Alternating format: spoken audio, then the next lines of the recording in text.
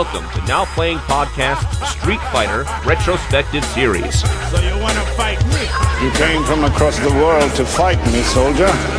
Now is your chance. Part of Now Playing's video game movie review series. That's great news, General. Congratulations. Hosted by Arnie. Are you men enough to fight with me? Justin. Anyone who opposes me will be destroyed. And Stuart. I hear he's a force to be reckoned with. This podcast may contain detailed plot spoilers and mild language. You don't want a ticket to this dance, detective. You've never even seen me dance. Listener discretion is advised. They will talk, or they will die. Now, who wants to go home? And who wants to go with me? I bow when I greet, let's take it to the street.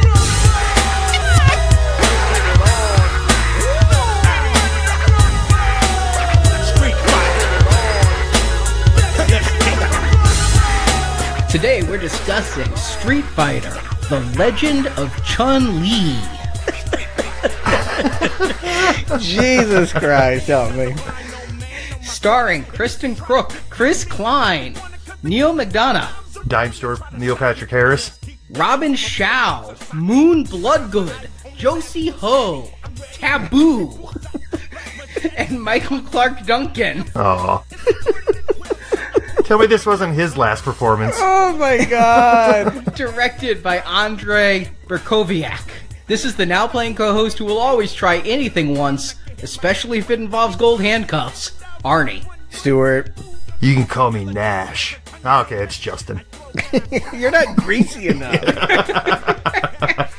Oh boy, I just want to put it off the top of the show. I retract what I said last week about it's gotta get better from Van Damme. God damn! What the hell happened to this property? Alright, let's talk about where Street Fighter had gone in the intervening years, because I spent hours watching it. I'm going to spend 5 minutes talking about it. I already mentioned there was Street Fighter the Animated Series. Right. And annual updates to Street Fighter 2, right? There just seem to always be a new variation of new fighters, new backdrops. That it has remained popular despite Jean-Claude Van Damme's movie. This movie we're discussing today was actually timed to come out with Street Fighter 4. They came out within 2 weeks of each other. Okay. But there had been other movies. In 1999, an anime film called Street Fighter Alpha came out. It was telling the story of Ryu and Ken. It was not related to any other Street Fighter. It was not related to that anime movie before. It was not related to anything, but it was followed up on in Street Fighter Alpha Generations, Street Fighter The Ties That Bind. So there were several animes out there that you could watch. I watched them all. Whew, they're not good either. Not recommend across the board. The question really will be, can Street Fighter ever produce anything good? I liked its concepts better. It was really dealing with, when Justin and I were playing Street Fighter 4, we were both like, what is this character Evil Ryu? Why is there Ryu and Evil Ryu? Yeah. It's all explained in this anime that the power that Ryu uses to fight and do his Hajoukens and things is something that can overtake him, and it will turn him into Akuma, which explains what Akuma is it's a fighter that has been absorbed by the evil energy. Kind of like the dark side of the Force. So Akuma all these years hasn't been a character so much as it's been somebody who's transformed? Yes. Ah. And it's hinted at it could be Ryu's real father, who has been transformed into Akuma, and if Ryu gives into the power, he'll turn into an Akuma. So I like that challenge of it's man versus self as much as it is man versus man. I also like that they're only around 70 minutes apiece. Oof. But I can't say I give a recommend to any of them, but it has existed in Japanimation. You know, none of this was made for the U.S. market, but it was dubbed and released here in the U.S. markets. Right. And not theatrically, so thank God it falls to you and not me to watch any more of that. And then, as I mentioned last podcast, 2003, Van Damme was actively signed to a sequel. They were going to call it Street Fighter 2 for Universal. They had an actress named Holly Valance who was going to replace Kylie Minogue. How could they? They had Damian Chapa. They had Byron Mann, and they had Dolph Lundgren. I thought they might actually be able to get a Hammer at this point. Don't hurt him. He hurt me. In the end, they scrapped those plans in favor of a reboot that took 6 more years to come out. But finally, in 2009, Street Fighter, The Legend of Chun-Li. And I saw ads for this movie. It came out in February. Never really a great time. Yeah. And it came out in 2009. And I looked at the trailers for this and I'm like, wait a second. You're taking Lana Lang from Smallville and telling me she's an Asian? It turns out I was really upset that they were whitewashing Chun-Li. And that's not usually my fight. But I was like, wait a second. But it turns out Kristin Kreuk is of Dutch descent, but her mother is of Chinese descent, born in Indonesia, and her grandmother was Chinese Jamaican. So there's somewhere in there a little bit of Asian blood where they could say, yeah, she's good enough for Chun-Li. Right. Although the marketing, yeah, it's stunning when we see the little girl, Chun-Li, and then she's supposed to turn into this Kristin Kreuk. That's what you're calling her? Yeah, no. That's not what I'm calling her. That's actually what her parents named her. Yeah, that's her birth name, but I just feel weird calling anyone a crook, but after this movie, I do feel robbed. Well, let's just start right off from the top. Street Fighter has a long roster of characters. Even from the get-go, we had a roster of 16 characters in that last movie. 8 of whom mattered, both in the movie and to me as a Street Fighter 2 player. Right, so even if we cut that down to 8, is Chun-Li going to be at the top of your list for being your lead character to follow through an adventure? I will say this. She's the most novel because she's the only female I remember. There were some, Arnie and I played, I think, an alpha game where there was another one in high heels, but she, I think, was early on, her defining power seemed to be that she was a woman among men. So that's always kind of interesting, right? She's the odd one out. She stands out in that respect. I don't know if I could tell a Ken from a Ryu from a Guile, but I knew who Chun-Li was. And I think that it makes sense if you're not going to go Ryu. And after the last movie, you're certainly not going to go Guile. But when I look at the roster from that movie, the fan favorites were really Ryu, Guile, and Chun-Li. Chun-Li was a powerful player with her kicks and her ability to jump mid-side screen and jump all around. And then her little hee-hee laugh at when she'd win and flashing the peace sign. People loved Chun-Li. So when I looked at this film on paper, I really thought this is a good way to reboot. Get away completely from what you did before. Let's put Chun-Li right at the center. People love Chun-Li. I mean, even I, and I'm not a huge Street Fighter fan, even I have a Chun-Li statue in the house. So I keep it with some X-Men for X-Men versus Street Fighter, which is a game, by the way. I really love that game. And they've done Marvel versus Capcom. But yes, there's Chun-Li makes perfect sense to me. Kristin Kreuk, I watched Smallville. I watched almost every episode. She was never a good actress. I'm surprised she's still working. I'm surprised they gave her a movie. I actually, on Smallville, thought maybe it's the way they wrote her role. Maybe they just wrote her as one note and always angry and always pensive and always upset. No, she's not a good actress. But she's very cute. You gotta give that she's got the kind of adorable quality. If she could kick ass and then turn around and smile, that's all you really need to do. It's the dichotomy of being precious and fierce that you want to find in the actress that's going to inhabit this character. Yeah, she's great to be the next Noxzema girl, which she was. I just don't want to see her in a movie. Well, and also, if this franchise beyond the video games has survived on anime for all these years, I think, at least looks-wise, this is a good call for bringing an anime feel to live action. She has that look of anime with the bigger eyes and the smaller, pointy chin. I can see this working from that standpoint. And she is in her mid-20s, and I looked this up. It's not a great belt, but she was a purple belt in Brazilian Jiu-Jitsu, which is like the 3rd level up. So she had done a little of it. You're not hiring her to do the stunts, though. You're hiring her to deliver a performance. Right. Action. Yeah, the last movie taught me a Street Fighter movie doesn't even need to have it. So, that may not even be relevant coming into this. I don't know that I would look for a martial artist first and foremost. I think you want an actress, and then, if she can do a few moves, you can cut to the stunt double. What concerns me is that this is coming from the same studio that did this exact same thing with Elektra. Yeah, I actually have a major Daredevil Elektra vibe off of this, to the point that I looked up on IMDb everybody. I looked up the location scouts. I looked up the effects people. I looked up the costume designers to figure out what it was other than Michael Clarke Duncan that was giving me this vibe.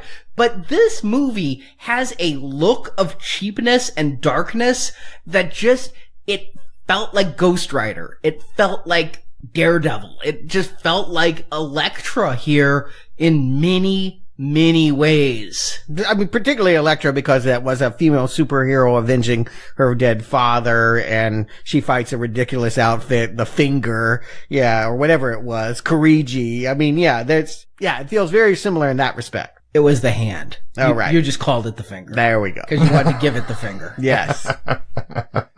Yeah, I mean, stylistically, it's right there. This almost looks like a weekly serial. Almost like an SVU type of feel from the filming standpoint.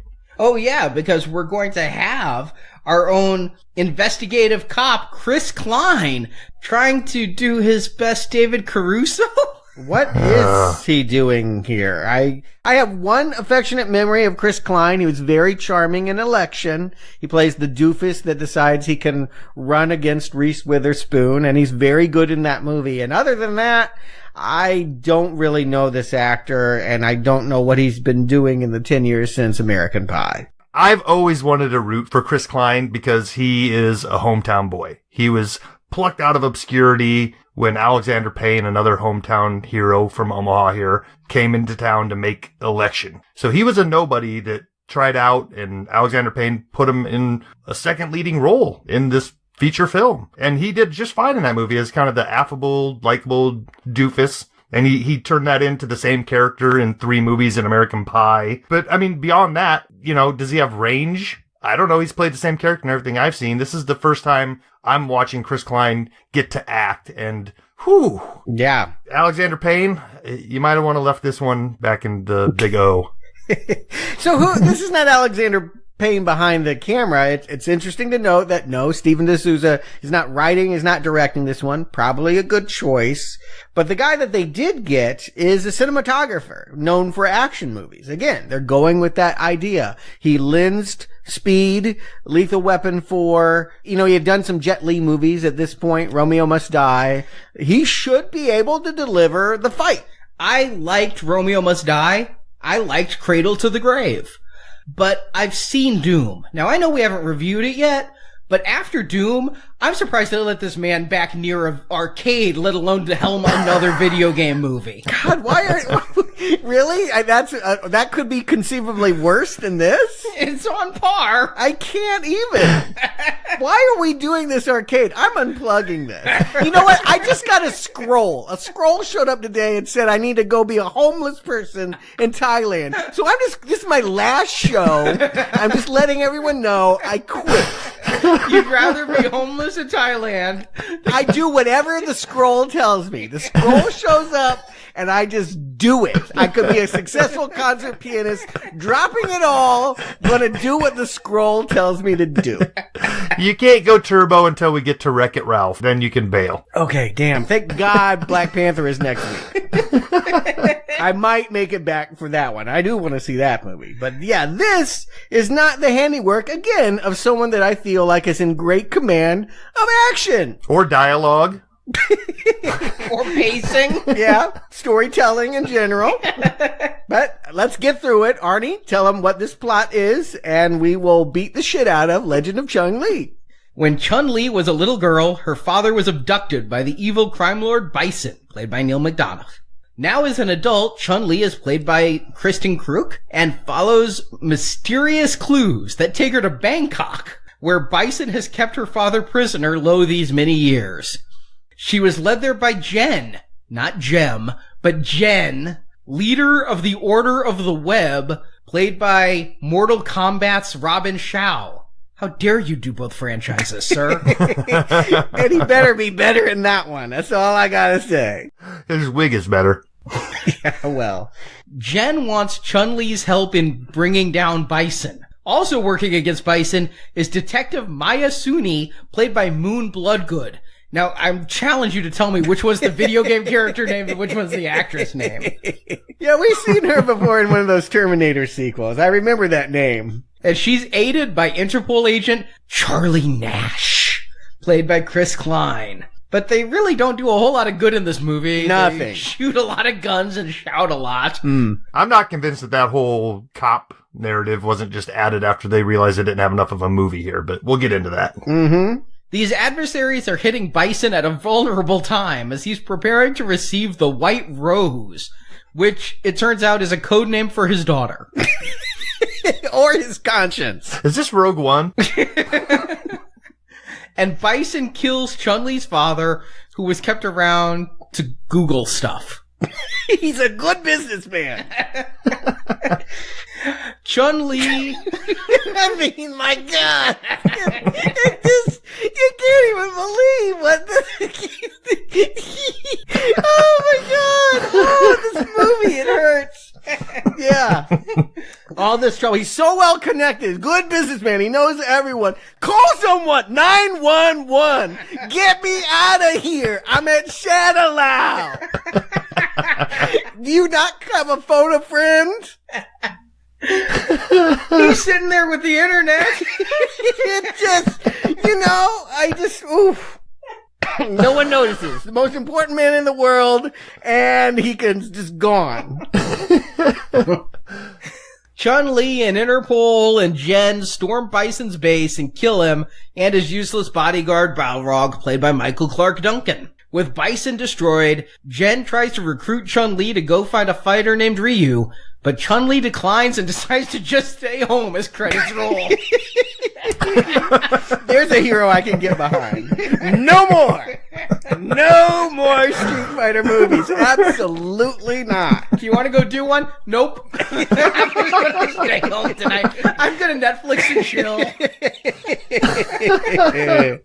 Well, she wanted to be, or at least she's supposed to be, a pianist. He was a backstory that I never picked up. But introduced at the beginning of this movie is the idea that she was supposed to have, I guess, a normal upbringing of just being some talented pianist that her father could be proud of. And instead, because she decided to do Mushu or something in the backyard. I thought it was they bonded over Mushu, which is It's delicious, but I do not understand how that makes you a fighter. I looked it up. It's actually Wushu, which is a real martial art. Oh. It just sounded like she said Mushu. Yeah. And I'm like, you're making me hungry. I mean, they're good, but they're not that good. I bond over hoisin sauce all the time. It's great.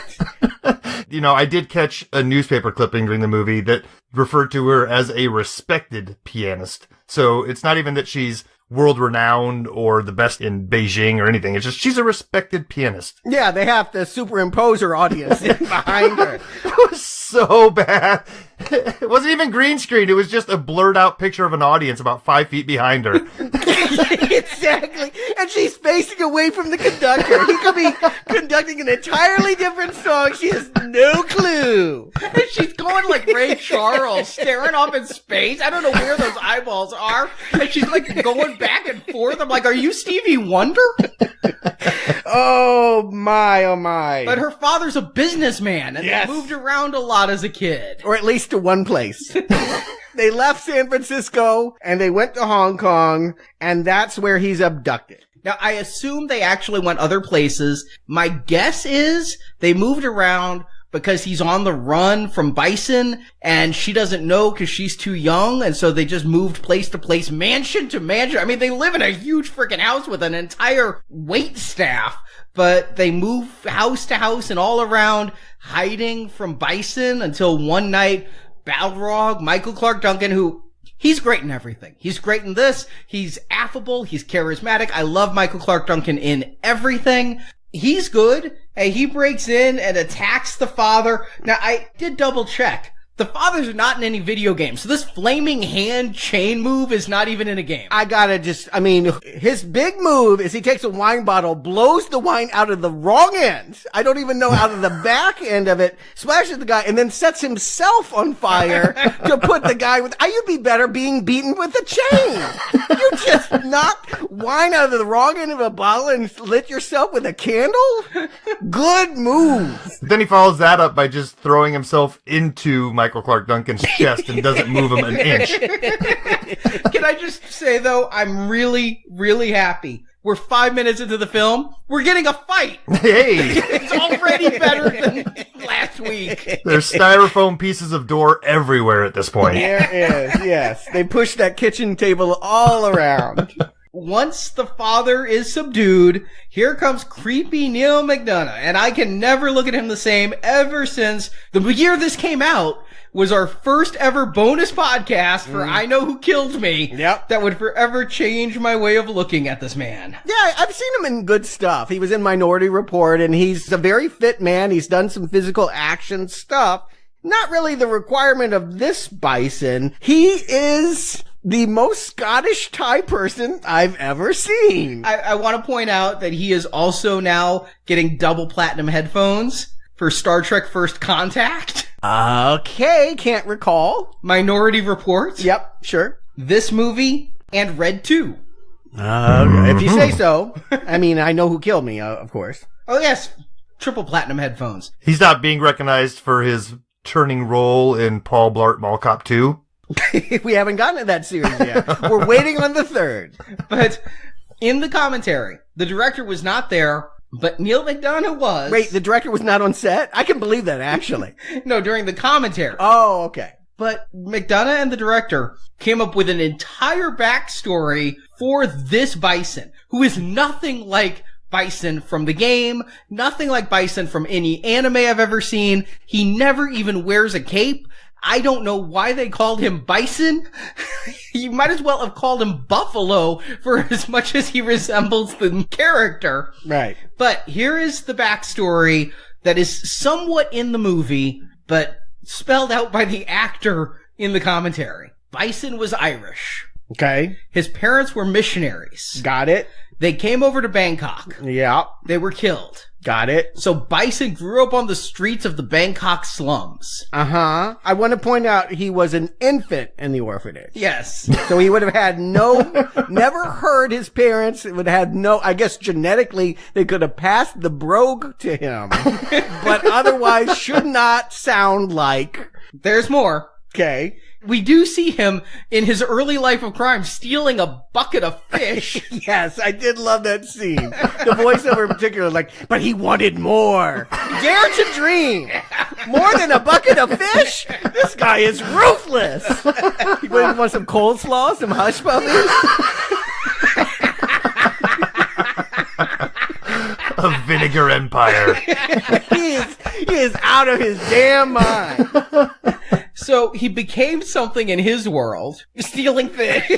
Yeah. Became a fisherman. Yeah. He went back to Ireland, where he learned languages and went to school. He then moved back to Bangkok as his headquarters because he knew the underworld there, and with his money, he'd be able to take over Bangkok. Okay. He went to school on a scholarship, or he just sold fish illegally on the street?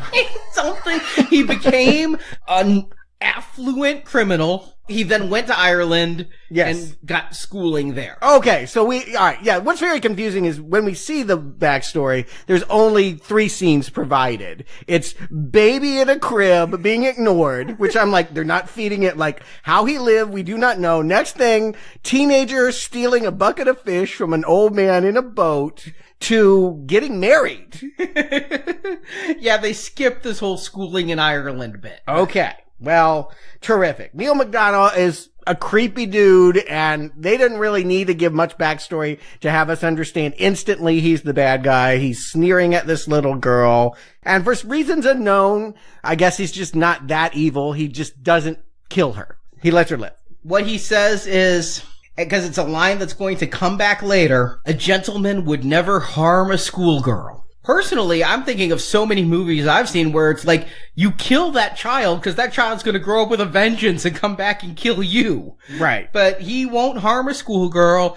I think he's going to kill the father for whatever reason, but no, he's kidnapping the father. We never know exactly what the father does, but when we see him in the future, he's been locked in a high-tech cell and told, find me where these people live. Yes, exactly. It is literally, you're so smart, you know everyone on the planet. Google this for me. Pull out your Rolodex. I don't even think it's like Google. Pull out your Rolodex and call them because you're so well connected. I thought it was maybe he had a phone book. And I want to point out, call them so I can go kill their children. Yeah. But I didn't kill your child or take her captive or anything. But, all right. Your Google Foo is amazing. And if you don't use your Google Foo for me, I will kill your daughter. So they're bringing him videotapes of her Stevie Wonder impersonation. Yeah. Somebody is sending her flowers. There's a catty bitch backstage who's like, no one likes to perform with you. You get the flowers.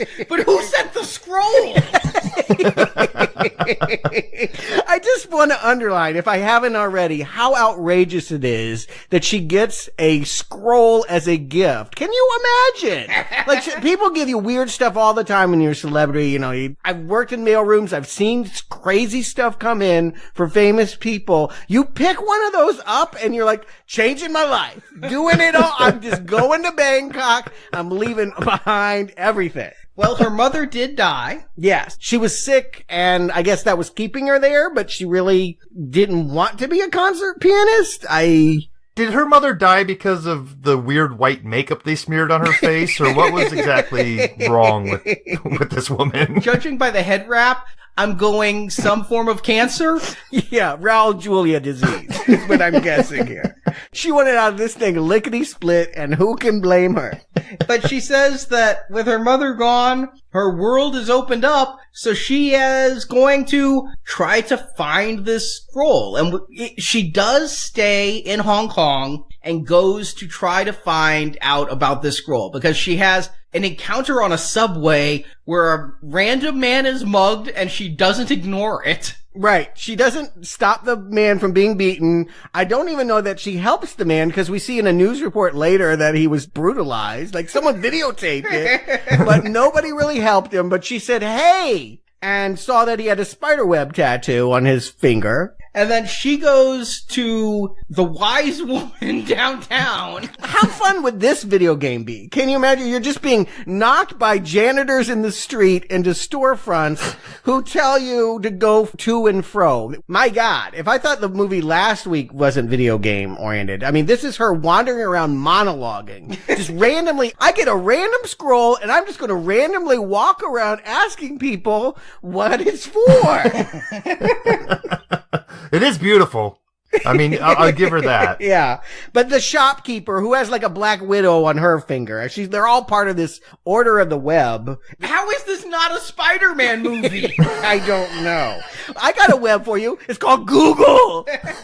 You're going to find out more from them than walking shop to shop in Hong Kong. But sure enough, anybody with a spider web on their hand has got some bit of information, and they basically just tell her, you just need to go to Bangkok. It's an ancient scroll. Ancient, and in centuries ago, they said, you chick need to go to Bangkok. Now, I don't know how implicit any of these instructions were, because they don't get into it. Basically, what she's told is go to Bangkok, find Jen. She takes that, apparently, to go to Bangkok, live amongst the people on the streets, be homeless. Where was any of that instruction? Why couldn't she just stay at a hotel and look for Jen on a daily basis? One of my favorite scenes of this movie, and there's a lot, yeah, is when she decides she's going to Bangkok. She's met the lady. She goes back to her house. The entire staff is there. All the waiters, the butlers, the maids, and one by one, Chun-Li is going to them and having this, oh, I'm gonna miss you most of all, and hugging them. And I'm just thinking those people are like, I need a job now. You just fired my ass. Yeah, I don't understand. Like, you could come back at any time. She's not selling the house or anything, but I guess because the mom is dead, she's dismissing them? Yeah. Yeah. Maybe they could come along and, like, get you a reservation at the Marriott. The fact that she's like, I'll be back. These people are going home. They're not working in the meantime. You think they're just going to sit by the phone and wait for Chun-Li to call? Yeah. And amazingly, even though she goes to Bangkok with nothing, she has a change of outfit for every scene of this montage. You're right. She walks off with a bag smaller than a purse. Yeah. But she has a Laura Croft outfit, and then she has a Neo Matrix outfit. I mean, she's got a look for every occasion. Got a nightclub outfit. Oh, her monologue is truly terrible. I have never heard an amateur audiobook as bad as Kristin Kreuk's delivery of these lines, but they're also poorly written. I had to forget everything I used to be. I had to lose myself to the pulse of the streets. I had to become one with the people of Bangkok. If you ask me, if I'm going to become one with the people of New York, I'll go to New York. Mm-hmm. I'll get a job. Sure. I'll get a place. Yeah. I'll be among the people. Yeah. And one of them. Right. If I am going to be among the people of New York, I'm not going to just go and be the homeless guy who pisses himself and stinks on the subway. And miraculously, I mean, I have been to Bangkok, and you cannot go 2 blocks without being soot-colored. I mean, you are dirty in that city. Everything is dirty. There are wild dogs running around. You touch something, you are like black all day long. She is pristine in this. She is sleeping, eating off the streets, everything, and yet beautiful, keeps changing her looks like she's had a shower every scene that they cut to. It's absolutely outrageous, particularly that it's all narrated by this silly voiceover. Again, where is the gameplay? Where is the fun in this? Can you imagine it playing a game in which you're just wandering around and listening to this? Every day I looked for Jen. Was she literally just going up to people on the street? Do you know Jen? Yes. No, but here's an egg roll. And Jen, that's like Jones in Bangkok. I mean, come on. But, okay, so if this is the conceit up to this point, that we need to have our character thrust into the streets of Bangkok, fine. Why can't she be getting into some skirmishes with people along the way? She does. There's one scene where she sticks up for an innocent man who's being beat up by a gang. Yes. This is the one time we see a fight with Chun-Li so far. Already better than Van Damme's. She's on a street. She's having a fight. She's Yep. a street fighter.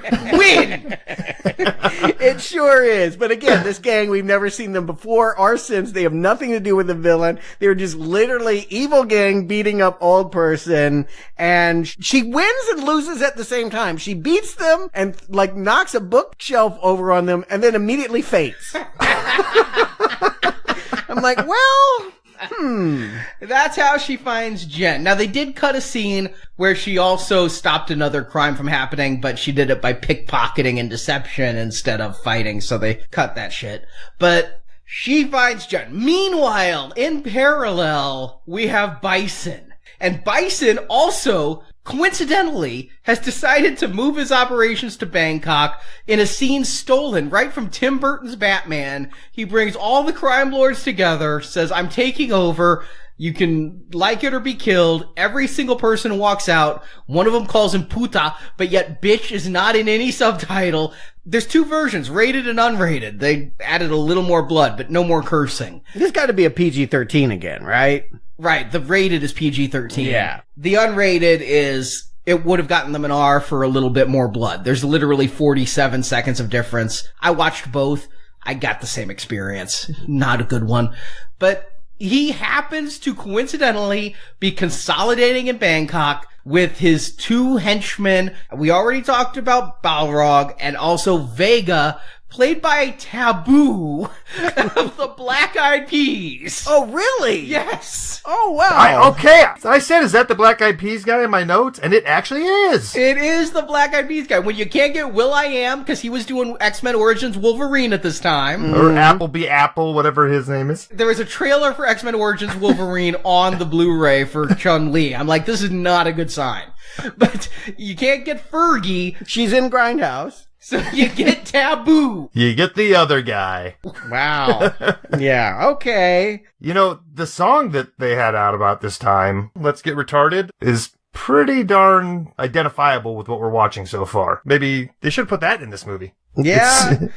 I don't think it could get any more. Yeah. I think it's already gone. Yes. So let's talk about this master plan now that he's back from Ireland, or wherever the hell he was, to pick up the brogue. Bison is going to use a shell company to buy up slums and evict the poor and build up high-rises.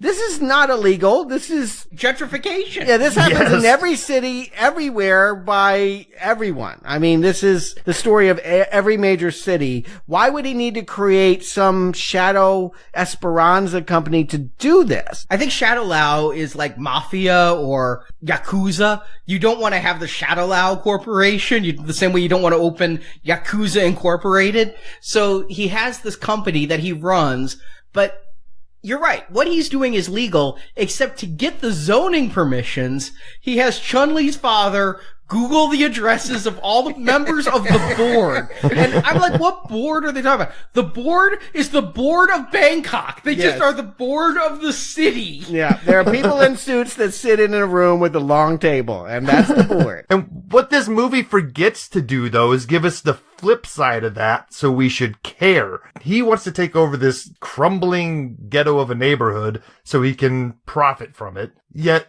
we're supposed to be against that. Why? They don't tell us about the rich history or this is land that has been these people's for a millennia or anything. It's just they live there. Even more strange, he identifies it as his home. He sees a little kid on the street and is like, there goes I. I'm like, well, first of all, white-ass Neal McDonough with the blue eyes and the whitest skin that you can register on film looks nothing like this Thai child. It's really, I mean, I'm not wrong, right? It's very jarring that he keeps saying, I'm from this neighborhood, right? Yeah.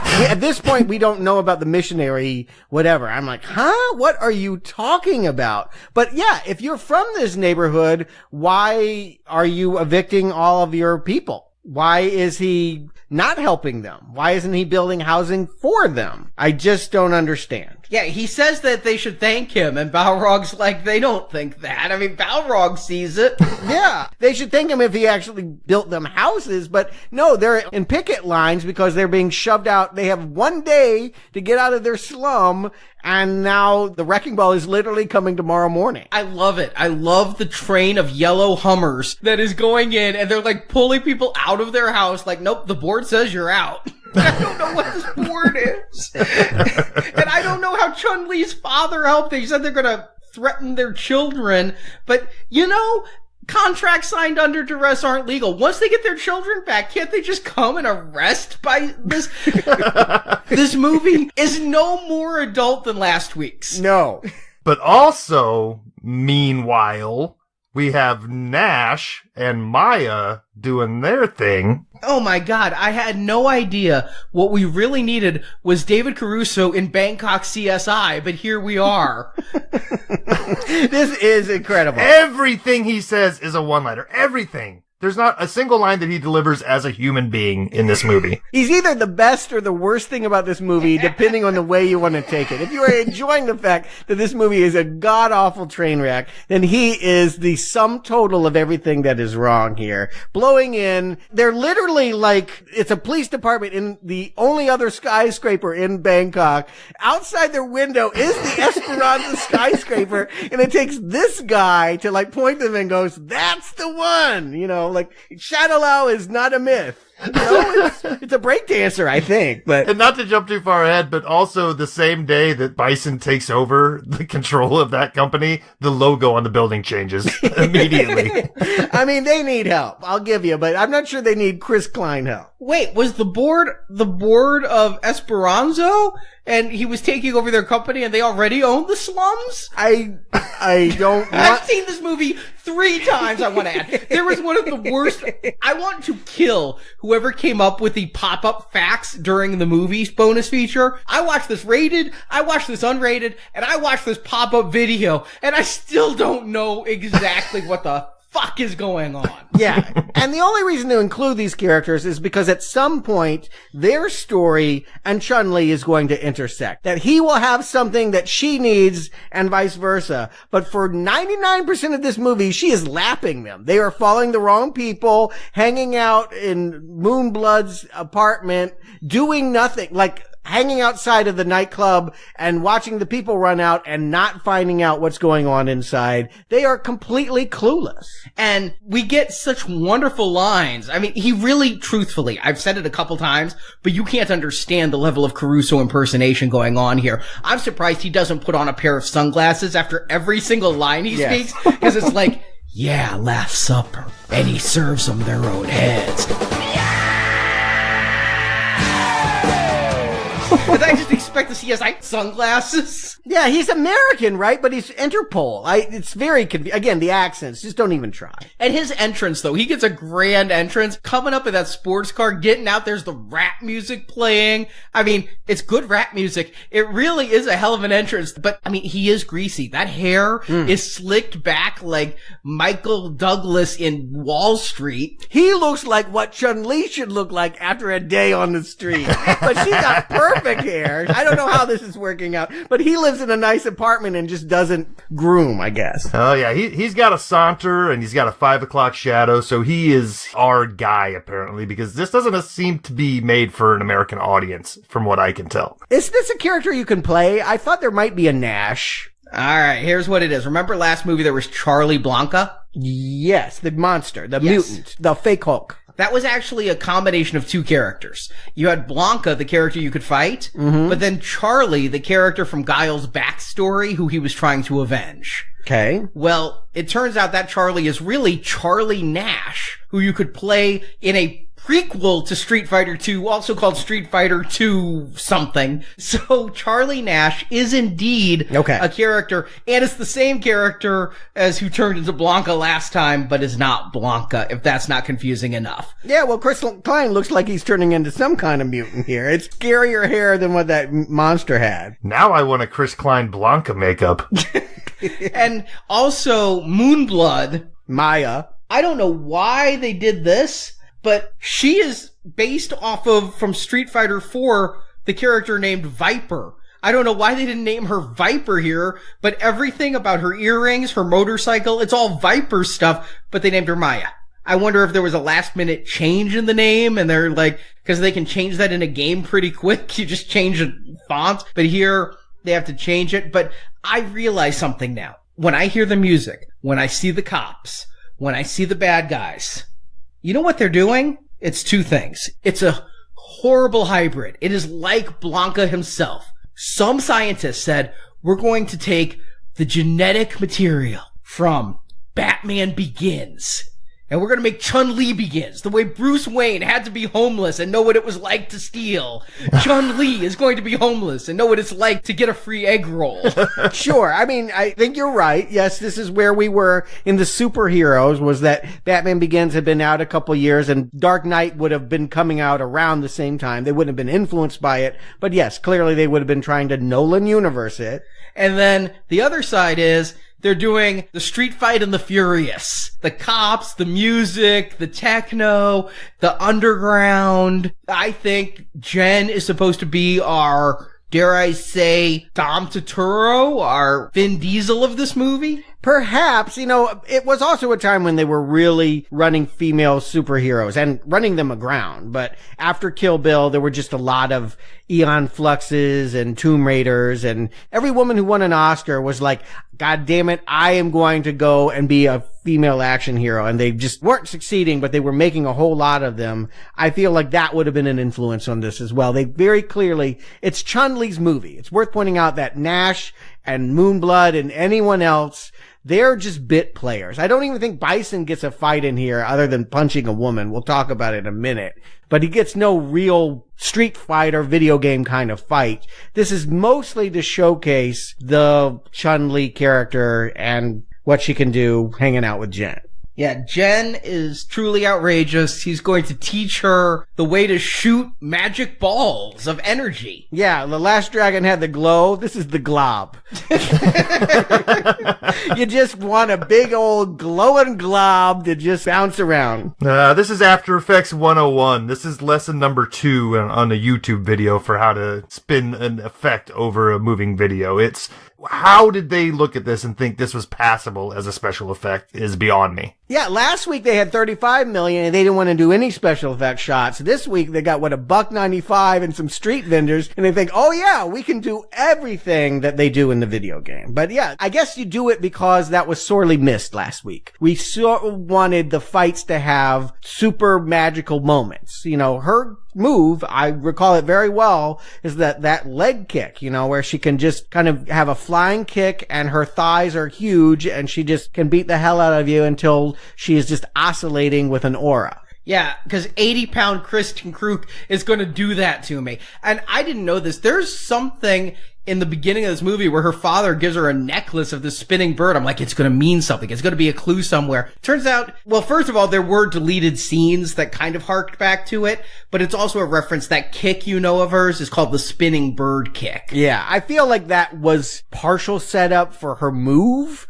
But yeah, it's not really well demonstrated here. But then again, nothing is very well demonstrated here. Right. This whole movie is, as, you know, Arnie was pointing out, is taking from other movies here and there. It's just trying to hit so many different notes without any idea of where it's trying to go or what sound it's trying to make. So it's just trying to take a little bit from here. That was cool from Batman. That was cool from here. That was cool from over there. Let's see what sticks. We love the scene in Star Wars where Luke was blindfolded and fighting the remote. So let's do that. Let's throw ball bearings at Chun-Li with a blindfold on where she almost falls into a buzzsaw. Yeah. And Jen is just, I think he's actually worse than she is. I mean, there's just something, it's the fake hair, and he's supposed to be teaching her something, but other than, nearly driving her face into a buzzsaw, I just don't see a whole lot is transpiring between them. The only useful thing that he does, and it's a howler, is to tell that backstory. The other thing is, he gives some fortune cookie training bullshit, like,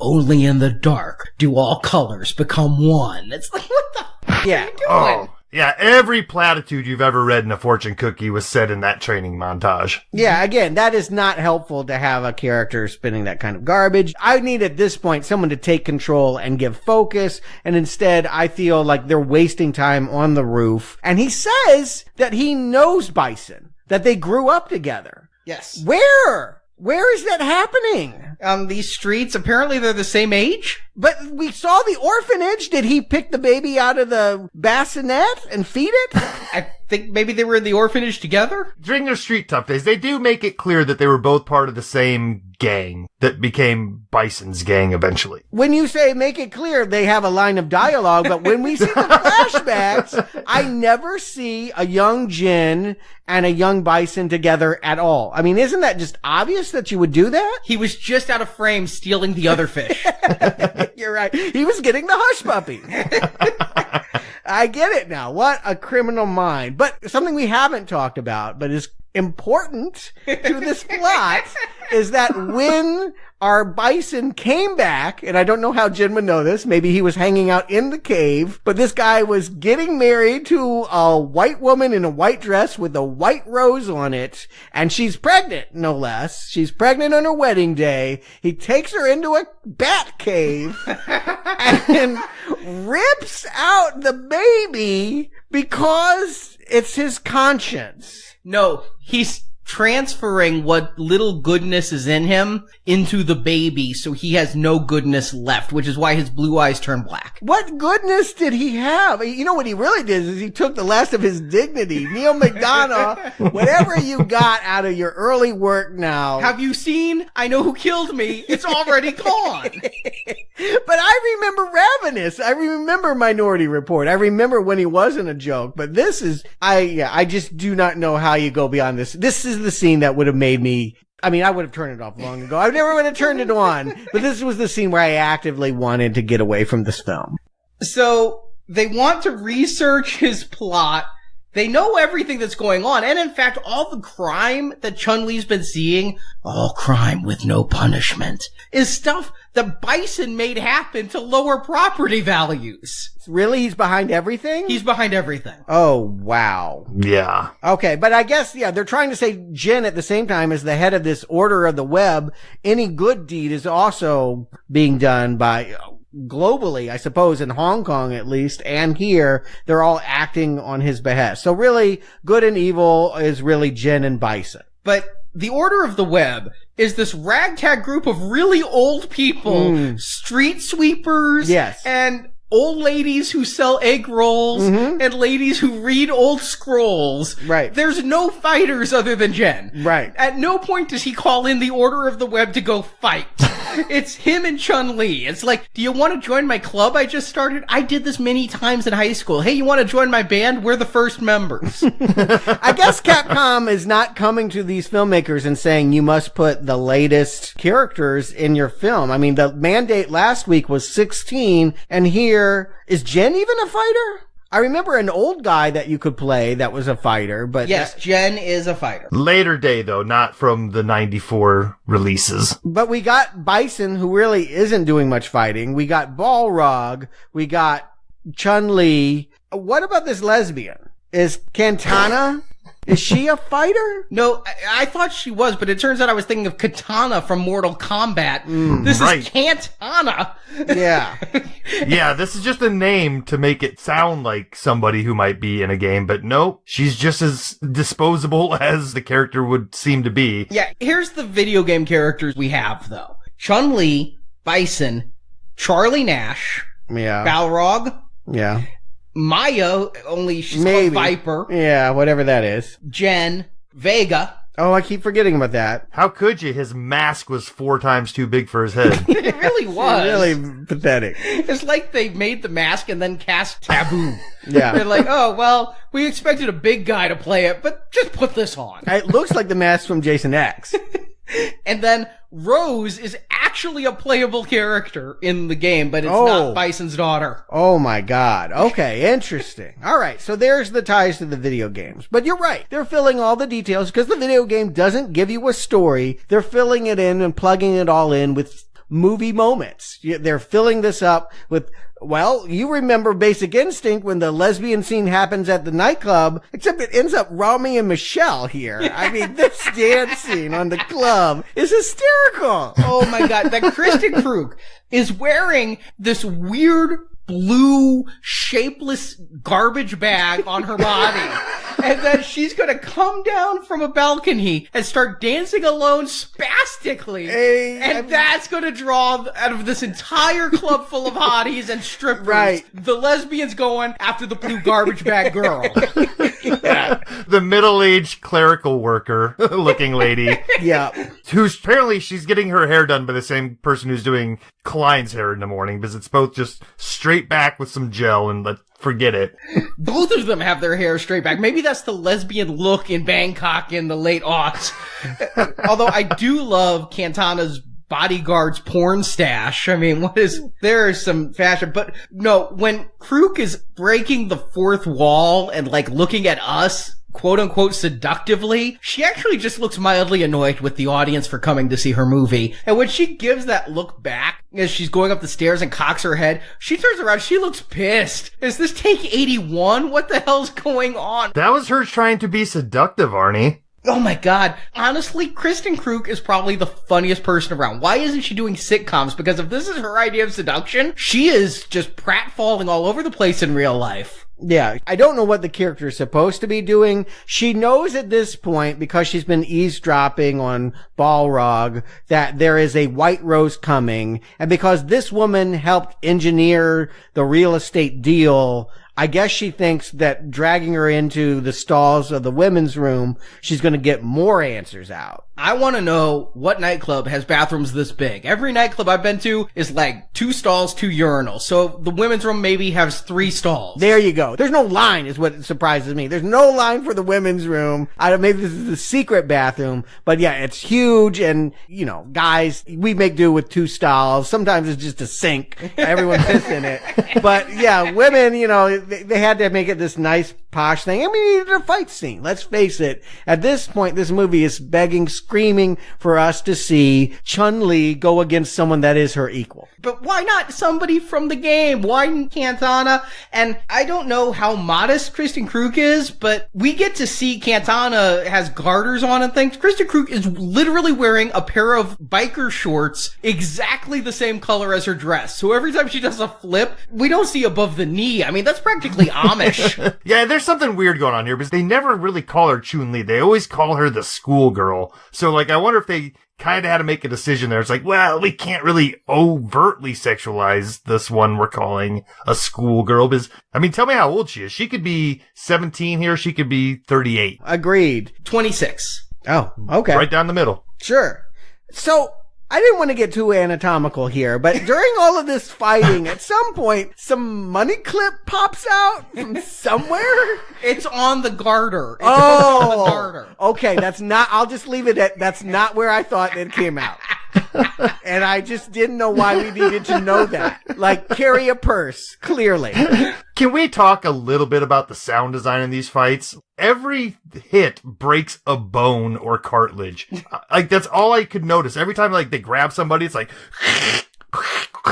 It's like, okay, how are you going to fight back now? That arm is broken and... Oh, no, you still can use it? Okay, great.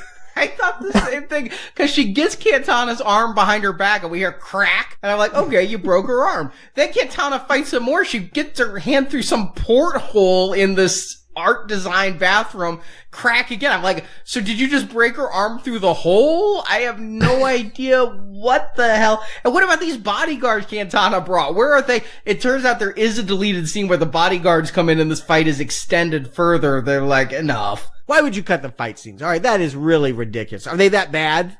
Literally, because they'd like ripped a pipe off and the floor was wet, the bodyguards came in and Chun-Li grabbed something off the wall, like an electric mirror, threw it on the ground, electrocuted them, and ran on the sink and flipped out. It was a few seconds, but keep it in. I mean, why cut the... What they did cut is all starting about now. They cut, thank God, a ton of Chris Klein, Kristin Kreuk scenes. Wow. Wait, together? Yes. Oh, well no, you know what? I feel like they needed to have some relationship because, again, they spend most of this movie having no idea of each other. That Chris Klein barges into this club and she runs out the back, up the, roofs and handing out the money clip to random homeless women. We need to, at some point, have them talk to one another. But he just continuously goes back and talks to Maya. I guess the editor saw what we saw in Klein and pared him to the bone because there was a subplot in certain scenes that were trimmed where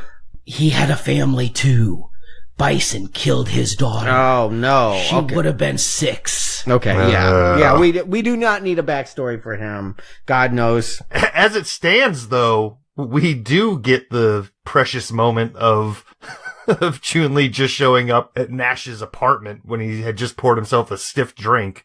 At the very end. I mean, again, right. it was like out of left field when she finally shows up and says she needs his help. I'm like, I do not know why. He has done nothing that is helpful. But just to put a capper on the lesbian, can I say that it goes from being silly to just kind of ugly? Chun-Li kicked her around, knocked her through some sinks, but that was it. Bison is going to string her up and beat her dead?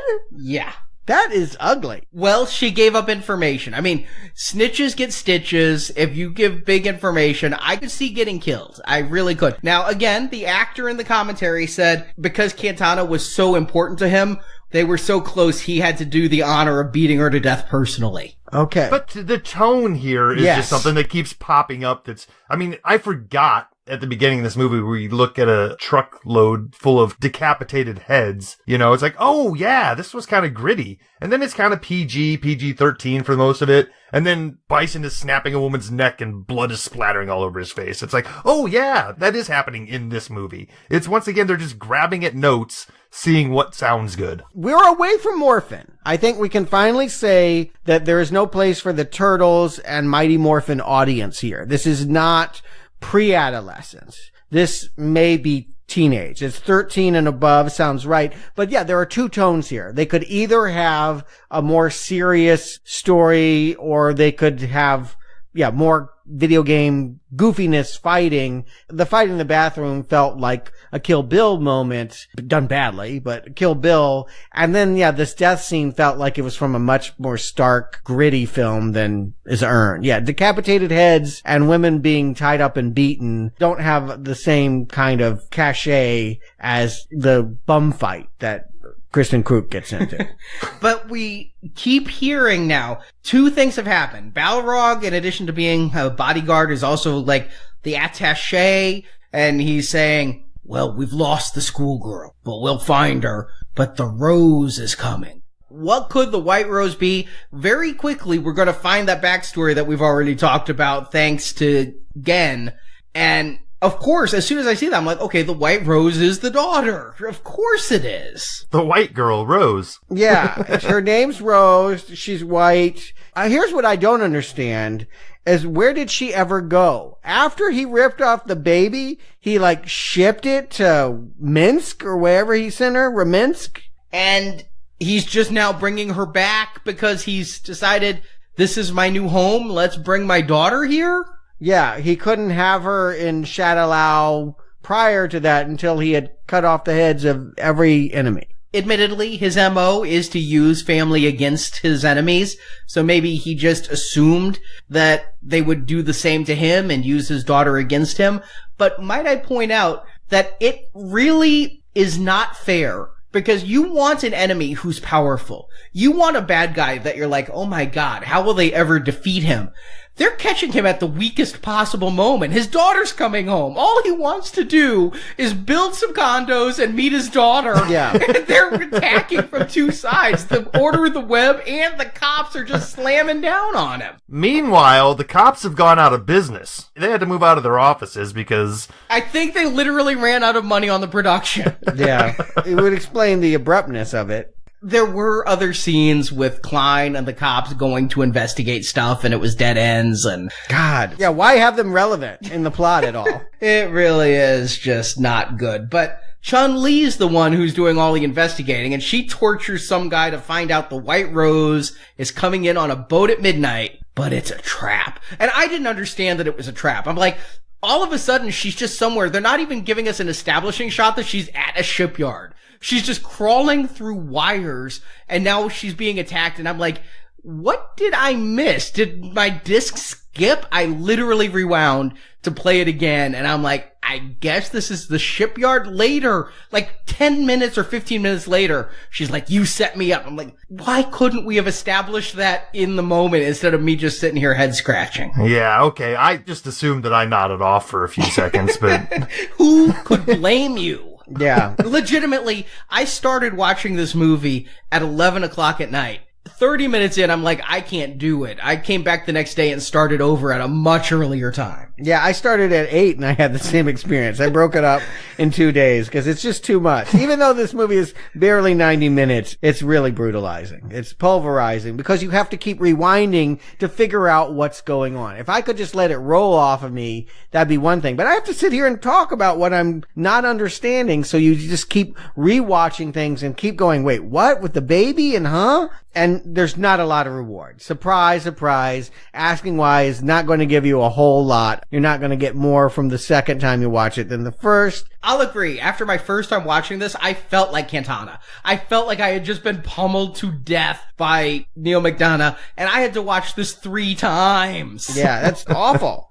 But the point of the matter is, if it's the backstory of Chun-Li that was established in the video game, her father must die. They could have done that in the opening, honestly. That they took him captive and had him do Google searches randomly. It's really stupid. They probably should have just killed him in the opening, but they instead decide that it's more of what they should do right before the climax. This movie. Okay, this movie. This movie. Because, alright, so her dad has been held in fucking Bangkok this whole goddamn time. Right. But she goes to Bangkok because of a scroll. Right. Not knowing that her dad is there. Correct. Not knowing that this guy is there. Right. This guy moves his organization to Bangkok. Is Jen moving all these pieces? We never really get that either. No. And Interpol just happens to show up at the same time. Fuck this movie. Yeah, it's an outrageous series of coincidences that she is not chasing her father's murderer or her father's kidnapper, but got a crazy scroll that just so happens to bring her to the same city where he's being held is beyond stupid. And it's not even like the scroll says, you're gonna find about your father. What it says is, go to Bangkok. Yeah. Why? Because, hey, enough getting flowers and playing the piano. Let's go be homeless. I mean, Jesus Christ. Your mom's dead. Here's a scroll. She's got to learn the glob. Come on. I mean, you've got the glob. You've got the power. She almost has it here. She's tied up in a chair and she does some kind of acrobatics to right herself from being upside down, and she kicks a few guys after her dad is dead. But this fight scene is mostly about throwing fruit. Like at the end of the day, she ends up on the street and it's the street vendors that come to her rescue. I do love that scene where Balrog is going to shoot her, but a kid is running into the path of the bullet. Chun-Li takes the bullet, and so all the people start throwing fruit at Balrog. I think that's literally, the filmmakers are like, they're going to be throwing tomatoes at the screen like it's 1917. Let's just put more fruit up there so they think it's a 3D experience. Yeah. If I had fruit to throw, my TV would be coated in it. But also, Balrog killed Jen. He pulled out a bazooka from a parking garage somehow, and I didn't see a deleted scene about this. Maybe they used Chun-Li's father's Google powers, but they know where Jen lives now. More annoyingly, Jin knows that they're coming to kill him and sends Chun-Li away to go get groceries so that she's walking out with a bag as the building's exploding. Yeah, who's going to believe that he's dead? No, this is all so that we can have that mid-act. I've lost everything. My father's dead. My mentor's dead. The fruit's all broken. All right, I actually thought Jen was dead. What? Come on. I thought it was the Obi-Wan. You kill Uncle Owen and Aunt Beru, and then you kill Obi-Wan, and Chun-Li has to step up. The fact that they don't kill Jen undermines Chun-Li's evolution. Right, and not to mention, she sheds way more of a tear over this guy that she just met last week's death than she did for her poor mother. Or father. Yeah, her father, she got upset, but man. Yeah, because when she was captured, she gets to be reunited with her dad just so Bison can crush his skull in front of her. But what happens when you need to look up an address now, Bison? I guess he's got it all worked out now. He learned the internets. He got all the permits he needed. He's good to go now. Right. So, climax, I suppose. So we're back to the white rose is coming. And again, Chun-Li literally runs onto a boat, sees a white girl named Rose, and keeps going. Like, doesn't stop, doesn't even say, come with me, or what's going on. By the way, in case you were trying to think about Elektra, here's the treasure. Yeah, exactly. I'm the treasure now. And so it's for Bison to take her by helicopter back to his house. They can't give him this? I guess they can't. He killed her father. But I just feel like this is strange to watch everyone come together as a SWAT team to murder a man in front of his daughter. There is a lot of stupid things in this movie given. The stupidest thing this movie does is Bison has his daughter in her room. Here you go. I'm glad you're home. This is great. We're going to live happily ever after. He walks out of the room, tells the guy, hey, if anything happens to her, I'll kill you myself. And he walks away to go to his office. Like he sensed that Jen was there or something. Maybe. I don't know that he was going to his office for any good reason, but the minute he gets done with Jen, he goes directly back to the room. It's like, why did he ever leave the room? And Jen is waiting. Jen, who he defeated, or at least threw into a coffee table, is waiting for him in the room when he gets there. Yes. It's beyond crazy. But they're also struggling with just like, if this guy's so rich, why doesn't he have more guards? He's like, nothing better happened to my daughter. Maybe you need to have 2 guys looking after her. 3? Hey, if my boss told me if something happens, I'm killing you first, I quit too. That is not a good team building strategy for any prospective middle management out there. Yeah, and yes, we want Bison to be defeated, but do we really want his impressionable, I'm not even sure if she did speak once, right? Yeah, she's not mute, but she seems touched in some way, and the fact that she's going to watch her father's head be almost twisted off his body and thrown off a scaffolding feels brutal and not heroic. There was a cutscene at the end where Rose's eyes glow red, so it's implying that in the sequel, she'll avenge her father the way Chun-Li avenged Chun-Li's father here. I feel like that should happen here. I feel like Chun-Li should fight Rose and Jen should fight Bison. But if all of Bison's goodness went into Rose, wouldn't Rose be good incarnate? Don't even do that. Drop that line. That was one line. We wouldn't even understand that Rose. I just do not even know why you had I gutted your mother so that I could send you to some crazy city where you could grow up much like I did in a crib with no one feeding you or changing your diaper, and now I brought you back via boat. Did you steal fish just like Daddy? I do not know, but you don't even do that. You have, for reasons that we can contrive, that Bison has a daughter too, and that she is the ultimate evil, and that Chun has to go against her. Feels right. That's the battle I would want to see, and Jen can kick the ass of Bison. Instead, Jen just kills Balrog. Yeah, and does that in quite a vicious fashion. I mean, sticks that steaming pipe through his chest. I thought that was a little bit violent for this movie. Yeah, his skin ripples off, and yikes.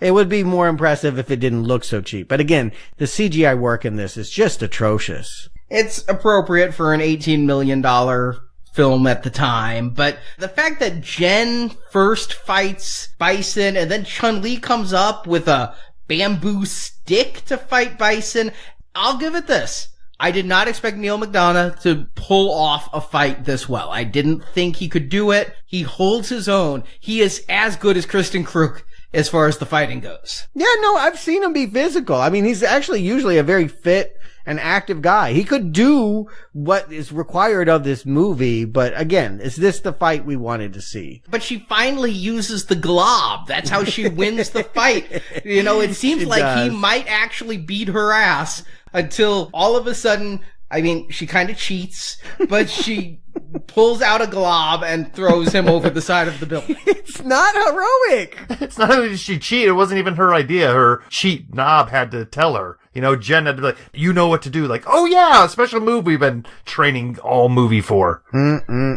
yeah. Boy. She finishes him with like going down and using her legs to totally twist his head around, Exorcist style. It's facing the other way at the end of this. Extra violent. Again, there are just these touches. This movie is mostly properly rated at PG-13, but there are these weird violent touches that feel incongruous with the sort of middling action movie we've been watching for most of it. And then what is Nash's reaction as he runs up to find the scene? Nice job. Oh my God. He's been flying in a helicopter, and not once but twice he goes, Nash out. Is that such a good line there, Klein, that you gotta double down on Nash out? And then we're back to Chun-Li being some sort of Batman again all of a sudden. It's like, well, here come the cops. You better get out of here. Yeah. Well, why? What exactly did she do that? I mean, she murdered she murdered a guy who's a businessman, apparently. She murdered quite a few people. I mean, Balrog's dead, and Vega, she killed him. But she's not returning to her piano career. I don't know what she's You're right. She's going home to get a nap. That Jen will actually come to her and be like, hey, do you want to create a Marvel universe where we just keep going movie after movie and finding new Street Fighter characters to assemble? No. This is really bad and embarrassing. And yeah, don't have anything else lined up. They're never going to give me another movie, but no, I think I'm just going to hang out in this house that used to have servants that I sent away. Can you also explain to me what's going on in this scene? Is she moving in, moving out? Like, what is the moving truck with all the boxes doing there? I think she's literally squatting in her own house. She got so used to being homeless that she likes it now. Why shower? Why have electricity? But where was her possessions? That's where she left everything and came back to. What are the boxes filled with? Scrolls. Yeah. Oh my god. Yes, yeah, you are so right. Why set up another movie that she's going to refuse to even entertain the idea of being in? Because she saw the same movie that I did. So Justin Stewart, do you recommend Street Fighter: The Legend of Chun-Li? Justin. I love this movie. Jesus. Said no one ever. I mean, I hate to be a third grader about it, but this is just stupid.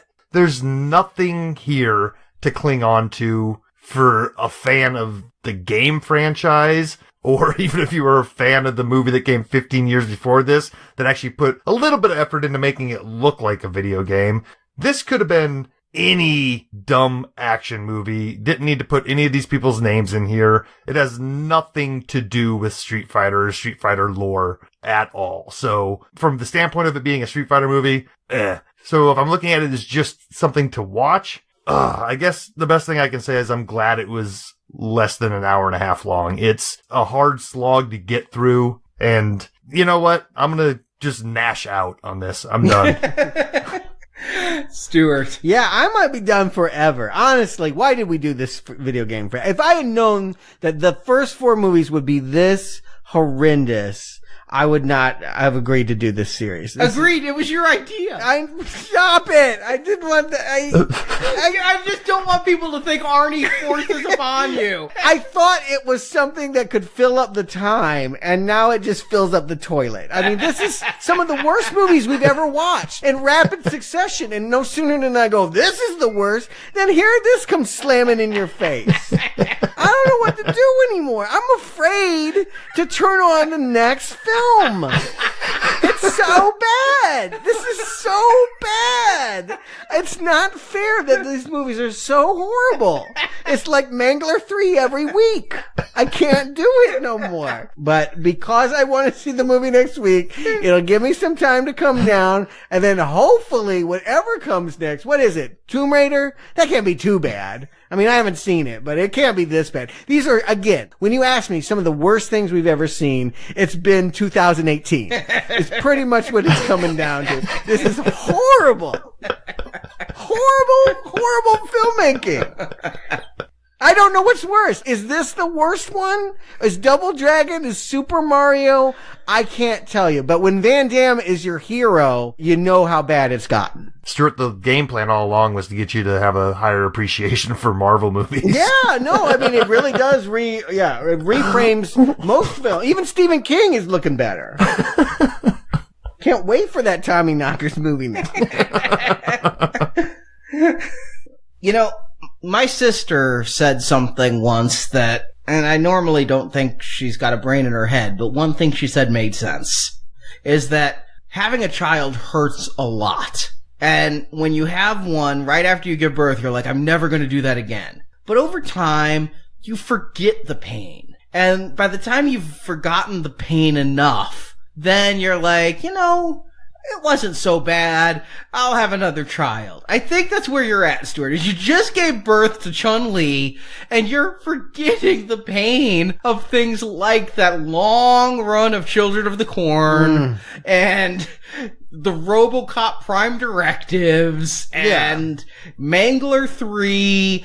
I honestly don't think that this is truly the worst stuff we've ever covered. It's just, it's like the button you kept mashing when you were playing me in Street Fighter. It's a lot of slaps. They're just slaps. They're not punches. But it's 100 slaps in very quick succession, so it hurts. It's abusive. It really is. I mean, I have to... King of Kong feels like it was centuries ago, but I hold on to that. At least there's been one good movie in this arcade so far. One really good film, but goddamn. Was it worth it to go through this? Yeah, with the birthing analogy there, what we got was a couple Irish twins here with Street Fighter and Chun-Li back to back like that. Yeah, and you throw Mario and Double Dragon and you just, God. It is a terrible marathon, and it is definitely a not recommend. And while there is a lot of laugh material in this movie, I think we've pointed that out, it truthfully is not brown arrowable either, because I wouldn't inflict this upon anyone. I literally would rather have, if somebody said to me, listen, I can do Chun-Li's spinning bird kick. I will kick you 9 times in the face very quickly, or you can sit through this movie for 90 minutes. I'd have to think about it. Mm-hmm. If it was a punch in the stomach, I'd definitely take the punch in the stomach, because that wouldn't be disfiguring. So, yeah, this movie is truly painful, and it doesn't even do what I felt like Kristin Kreuk did best. Her best role ever in anything I've ever seen her in was her minor role in Eurotrip, where she plays ho-ish Fiona. I thought she played her ho really well, but she is terrible in here. Everybody's terrible in here. Everybody walks away from this looking worse. It is not good for anybody. Mankind. And Mankind, you mean the wrestler, right? No, I just mean humanity. The fish in this movie ought to be embarrassed. Taboo never should have taken off the mask and been like, no, it's another guy, Apple Dap, or whatever the fourth Black Eyed Pea is. Yeah, we didn't even bring him up, but that was like a Wolverine costume that is so sad. You think at the Fox lot, he and Will.I.Am are together like, shit, man, which one of us is on the worst picture? Yep. Meanwhile, Fergie's got her hit solo album. Yeah, like, she was in Poseidon. She can't brag too much. I'm going to focus on some positives now. This movie's a strong not recommend. Yes. But this retrospective has reminded me how much I love the Street Fighter games. And I'm going to keep playing the Street Fighter games after this retrospective is done. Justin and I are going to get together online and play. Some other friends are going to get on the PSN and play Street Fighter 5 I've got. These games are a lot of fun. They're just shit movies, but the games still rock. And we're not covering it, but there is another live-action Street Fighter movie. What? Nuh-uh. No, we're not covering it. I don't care what it is. It is called Street Fighter Assassin's Fist. And I love that because their website is streetfighteraf.com. It is Street Fighters. Now, this is an interesting story. A couple of guys that I don't really know from anything got $100 together and did this proof of concept with some martial artist actors friends of theirs and said, look, we could make a good Street Fighter film. And it was Ryu versus Ken. It became a big hit. I've seen this. Yeah. Capcom then said, you know what? We're going to let you guys go do this. Here. It's a fan film that is better than the $40 million movie that they made. So they did a Kickstarter, and then they canceled the Kickstarter because a private investor came in and completely funded them to do this. And it was released for free. It was 12 webisodes, but then that was edited into 6 TV episodes that aired in Japan, and it then was finally edited into a 2.5-hour movie. And it is truthfully the single best Street Fighter adaptation ever. It has a very small cast, but it is Ken and Ryu with their master, and then it also flashes back to their master and his brother with their previous master. It discusses, like I mentioned previously, Ryu's flirting with the darkness, and their master's brother turns into Akuma. You don't have Chun-Li. You don't have Guile. You literally have like 4 characters out in the wilderness. Street Fighter becomes Field Fighter. I'm not going to say this is a strong recommend. I mean, it does have its lag points. It's 2.5 hours long. I think that's a little too long. And it feels like cheap television. I mean, it didn't have the greatest production values. This crappy fan film is so much better than what we're watching. But I'll give it a recommend. I really will give it a recommend. Okay. All right. Well, that counts for something. I gave it 3 stars. That's not even a weak recommend. It's like just a fledgling recommend. I'd love to see a 2-star movie at this point. Yeah, I know. So yeah, this is, I thought, a 3-star movie. It's definitely worth seeking out if you want to see. Here's how good it was. It was so good. It was 1 a.m. I'm like, I want more of this. Even though it was only 3 stars, I'm like, this is better than anything. And I found out they did a sequel to it. It is called Street Fighter Resurrection. And it was streaming free on Prime. Okay. Street Fighter Assassin's Fist, just minor spoiler, ends on a little bit of a cliffhanger. So I'm like, I really want to know what happens next. I've devoted 2.5 hours to this. I want to know. It was only 4 episodes, about 12 minutes each. I'm like, I can do that even though it's middle of the night. Oh man, they screwed it up. They decided to try to go bigger and bring in Bison and bring in Nash. And Nash was like this weird cyborg, and it just... Too many cooks. Remember the TV series Nightman? Yeah. Yeah, it was like that. Okay. It was really cheap 90s syndication level. I was so disappointed in Resurrection. But Street Fighter as go watch it. No, I won't. I got the disc, I'll loan ya. At least watch the trailer. The teaser trailer is worthwhile. It's worth asking at this point, why are they failing? My take on it is that they are not understanding what's fun about the game, and thus they're not writing that into the story. It seems to be that they do not understand the entertainment value of the properties they have. In all cases, Super Mario, Double Dragon, Street Fighter, I've enjoyed playing those games, and nothing about what I enjoyed ever ends up on screen. 2 movies, not a single Hadouken, just once, somewhere in the background. Make it a Wilhelm. But get it in there. Yeah, that is where the Street Fighter Assassin's Fist is better, is it's all about the Hadouken and all about learning the power to do those special moves and bringing it in. It embraces the magic instead of fleeing from the magic. Mm-hmm. You know what, though? Here's the thing, is we've done 4 in a row because we're going in order of the way the games came out. Yep. While I don't say that there's a lot of gems in our future, at this point, Chun-Li is an outlier because that came out in 2009. That came out after 2 Tomb Raiders. It came out after 2 Mortal Kombats. There were successful, profitable video game movies that were then sequeled because they were audience hits, they were financial hits, but yeah, Chun-Li just really feels like nobody cared. It really feels kind of like Daredevil and Elektra, where there's no confidence in the property, so they don't give it the money to get the talent it needs,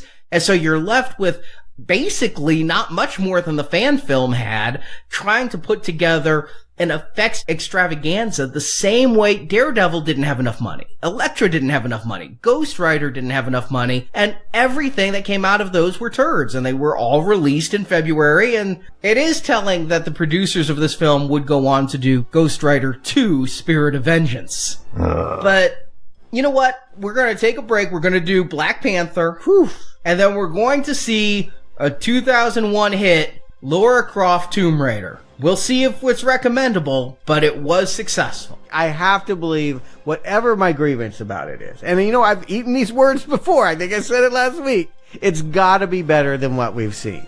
I still think, Stuart, you need an inoculation, because we haven't even touched you, Bowl. Send me a scroll. I mean, seriously, I want to just start calling him Ebola.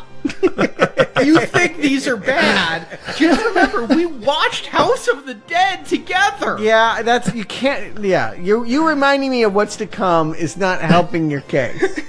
Yeah, so far we've dealt with incompetence. Now we're going to add ego on top of that pretty soon, so strap in. All right. Well, Black Panther I'm excited for, so there's at least something on the horizon. Yeah, there's a lot to look forward to. Black Panther, Avengers Infinity War, Deadpool 2. Wait, you jumped 2 months. I know, I'm just talking about all the A lot to look forward to. We got Black Panther and then 2 months of hell. I want to see Ready Player One. Yeah, Ready Player One. Would it make you happy if we reviewed some Godfather films in the next few months? Well, in 2 months, yes. Okay. I mean, they are coming.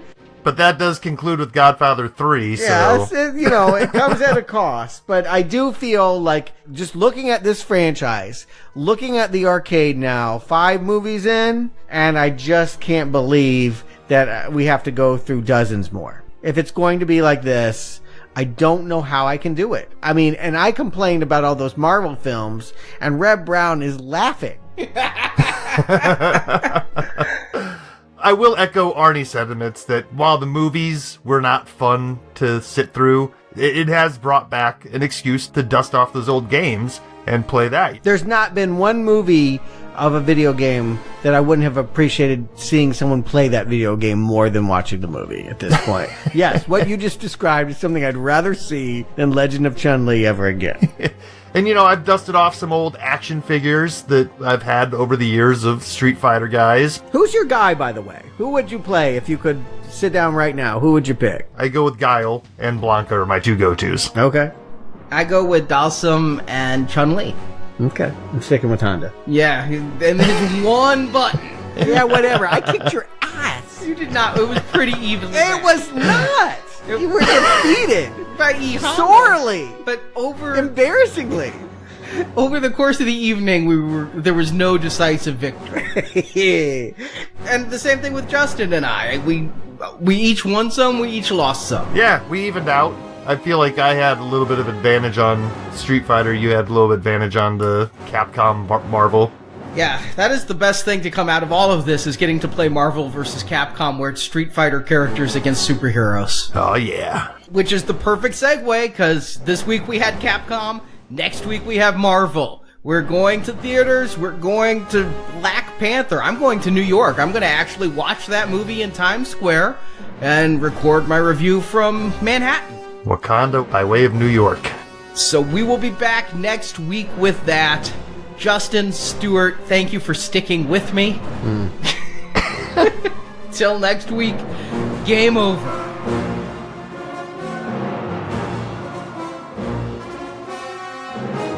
Then defeat is a possibility. Very well. We shall face it together, DJ, with the stoicism of the true warrior.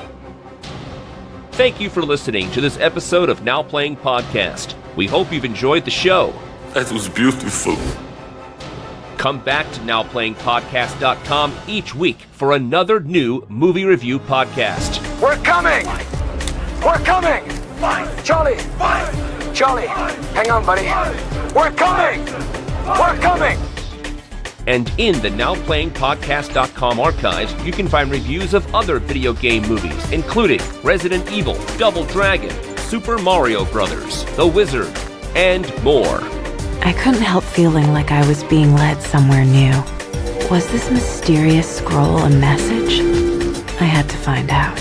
Also at our site, you can find hundreds of other movie reviews, including Star Wars, A Nightmare on Elm Street, Independence Day, the Avengers films, Back to the Future, Batman, Superman, The Fast and the Furious, and more. You have made me a happy man. Next, I'll make you a dead one. Do you want to continue? Insert money now to keep playing Now Playing. The world thought very little of you, my dear guests. Too little to pay the pittance I asked for. Now Playing Podcast is a show without any sponsors or ads. We rely on support from listeners like you to keep Now Playing operating. As the AN deposited the 20 billion in my Swiss bank. Hell no, Jedi. You can donate to the show and, as our thank you, receive bonus podcasts. Over 150 bonus movie reviews are available to choose from on the Now Playing Podbean page, including Alien, Night of the Living Dead, Jurassic Park, Ghostbusters, Indiana Jones, Lord of the Rings, Psycho, Troll, and more. Show your loyalty to me right now, and we'll have no problems. Find a full list of available bonus shows at nowplayingpodcast.com/donate. I don't have any money. Should try hawking those gold handcuffs. You can also join the Now Playing Patron campaign through our Podbean site. Patrons of $10 or more get a new exclusive movie review every month, plus even more perks, including one where you can pick a movie for our hosts to review. Find the details on our website. When people are hungry, there's nothing they won't do. And while at nowplayingpodcast.com, be sure to join our forums, where you can discuss these movies and games with other listeners. But don't you want to speak to the world audience? No, but I do want to talk to someone. That bastard Bison! If you want even more Now Playing reviews, place your order now for the first Now Playing book, Underrated Movies We Recommend. Get reviews of 125 films our hosts love. You can order the book by clicking the banner at the top of our homepage. Tell you what, after I've crushed my enemies, we'll see about getting you published. You can follow Now Playing on Facebook and Twitter, where we post announcements of new episodes and where the hosts post movie mini reviews. Links to our social media pages are available on our homepage. I'm giving you a chance to join us, to become part of the web, to fight for something far greater than yourself. Now Playing Podcast is produced by Arnie Carvalho. Come here prepared to fight a madman, and instead you found a god? Now Playing's video game retrospective series is edited by Arnie. Oh man, I should have stayed at Microsoft. Now Playing credits read by Brock. You will choke on those words. Anytime, bighead. Venganza Media Incorporated is not affiliated with the motion pictures reviewed or otherwise referred to herein. All movie clips and music included in this podcast are the intellectual property of the respective copyright holders. They are included here for the purpose of review and no infringement is intended. We need safe passage and no damn customs. The opinions expressed on Now Playing are those of the individual hosts and may not reflect the opinion of Venganza Media Incorporated. Because there are enemy spies everywhere among us, General. Now Playing Podcast is an exclusive trademark of Venganza Media Incorporated. Now Playing is a Venganza Media production, copyright 2018, all rights reserved, and no part of this show may be reproduced, repurposed, or redistributed without the express written permission of Venganza Media Incorporated. Gentlemen, thank you for your time.